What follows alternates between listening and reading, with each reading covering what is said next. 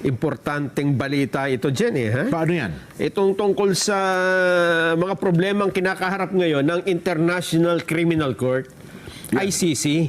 Pwede ka ba sabihin, buti nga sa kanila? Wag naman, wag naman. Nako po. Ang latest na mga problema nila, ang dami nagwi-withdraw member state. Na, di ba, pinakahuli daw, Venezuela. Venezuela. Oh. Pero sa taong ito, alam mo ba kung aling-aling mga bansa na ang nag-withdraw? Bukod dyan sa Venezuela na nitong nakaraang linggo ata ay bumoto, eto, nagbotohan yung mga mababatas nila at ang boto nila ay kumalas na sa ICC, International Criminal Court. Ganon. Bukod dyan, nako, ito mga bansang ito, yung iba dito hindi natin masyadong kilalang bansa Bansang Mali. Ayan, Mali, yes. Meron nanonood dyan. Wala, hindi ito sa San Mateo, ha? Mali. Yung MLY yun, M-A-L-Y, Mali. Hindi. Ito pala, yung apat na bansa ito dyan na kumalas. Kung tawagan Sahel Bloc. Isang bloke sila Ano yan? South African area yan, di ba? Oo. South Africa nga ito. Mali, Burkina Faso at Niger jointly announced their withdrawal from the ICC in September 2025. Naku po. Oo. Kasi ang sabi ng mga bansang ito, bias ang ICC dahil yung kanilang mga leader doon, ang leader nila sa mga bansa na ito, mga military ay inaakusahan ng ICC ng neo-colonialism. Ayun. So parang kinakasuhan na rin ng ICC. Ang Hungary, nag-announce din ng withdrawal noon pang June 2025 at magte-take effect June 2026. Nako. Sa kabuuan ngayon, ilang bansa na lang kasapi ng dyan. Pabawas na Rome pabawas. Statute na ito. Oo. Pati mga malalaking bansa, di ba, nag-aalisa na rin dyan Ito ang problema ngayon. Bukod sa mga pag-aalisa ng mga miyembro, ito ang masaklap. Ano yan? Ano nangyari sa kanila? Nako, ito pong in-announce na sanction ni US President Donald Trump sa ICC ay nararamdaman na ng mga ICC judges. Nako po. Sa isang panayam, sa isang judge, ano pangalan nito? Wala na raw silang 13th month. Ito si Judge Luz del Carmen Ibanez Carranza. Si Carranza, di ba? Attorney sa atin yan? Si Attorney Carranza? Hindi, taga Peru ito. Peru. Yan yata. Siya. Yan, nasa picture. Nasa video. Ano pangalan yan? Luz del Carmen. Judge Luz Ibanez Carranza. Alam mo ba ang kanyang problema ngayon? Ano doon sabi niya? Yung kanyang mga... hindi siya maka-order sa online platform. Ayun ang sinasabi ko sa Sabi inyo. niya, ako, order pa naman ng mga parcel. Kaya pala walang dumadating na parcel sa akin. Ay sinuspindi yung mga credit card ko. So part ng sanctions yun sa kanila? Basta nasa kapangyarihan o nasa power ka, jurisdiction ka ng American government, halimbawa, bangko ka.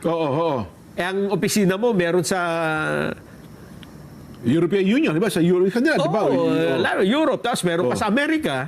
Siya sabihan ka nung lahat ng ito yung mga pangalan ng judges, Pag tanggalin nyo ito, i-freeze nyo ang kanilang mga bank account. So wala silang mga transactions ngayon? Part ng sanctions sa kanila yun? Oo. Kaya pala sabi ko, wala silang 13 month. Wala. At hindi sila makapag-travel kung saan-saan. Yan. Hindi sila makaalis. Yan ang sinasabi ko sa inyo Pati yung mga ngayon. negosyong sumusuporta sa ICC.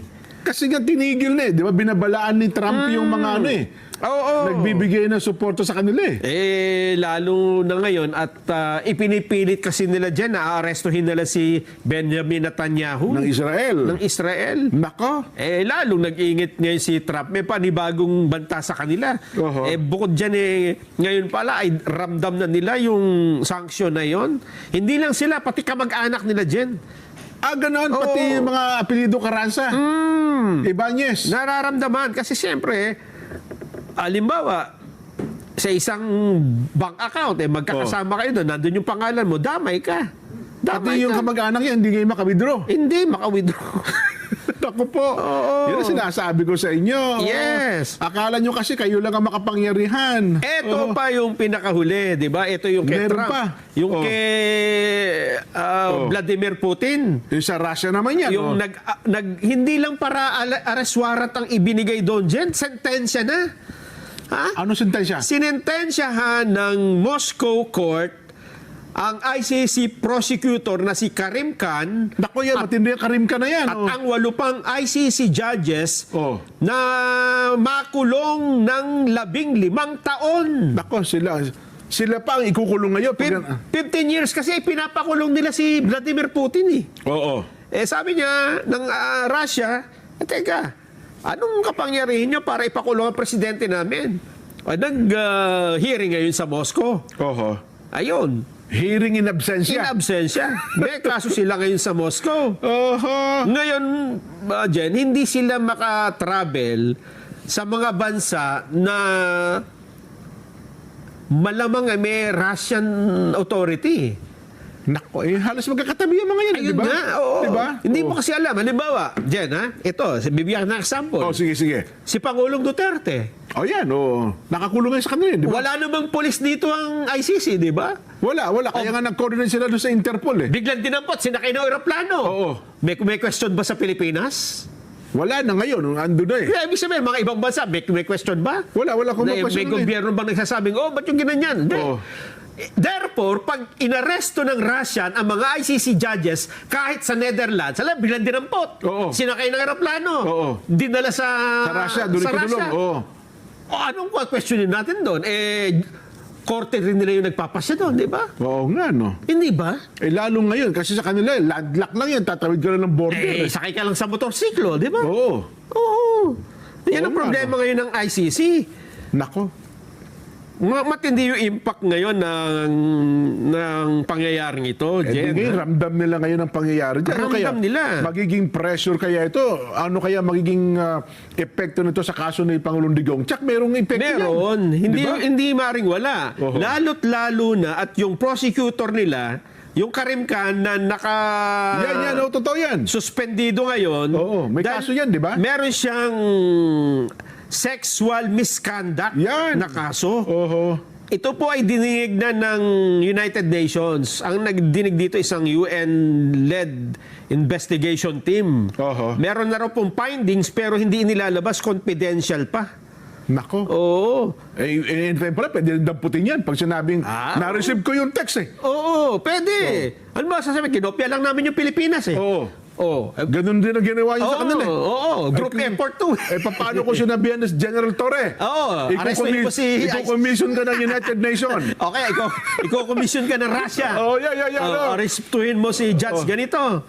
Naku po. Ikaw ang i-hire namin sapagkat magaling kang gumamit ng mga ng mga telepono bilang arrest warrant. Yan, Ang daming problema. Ayan. Oo, ng ICC. Yari kayo ngayon. Kaya ngayon ay hindi natin alam kung ano mangyayari. Tapos, ang problema pa ng ICC, mukhang wala nang nagko-comply sa kanila ng mga member. Wala na. Example, yan Vladimir Putin. Russia. Last year, bumisita ng Mongolia. Okay. Ang Mongolia ay miyembro ng ICC. Okay. Si Putin may arrest warrant. Dapat, kumbaga, inaresto nila sa Arresto Mongolia. yan, dadalhin sa dahig. Hindi kumibo ang Mongolia. Hindi kumibo. Ang sabi ng ICC, teka muna, may findings ang ICC non-compliance. Non-compliance ang Cambodia. Ang Mongolia. Hindi sumunod. Hindi nila inaresto si Putin. Siguro sabi ng Mongolia, sige nga, kayo nga umaresto.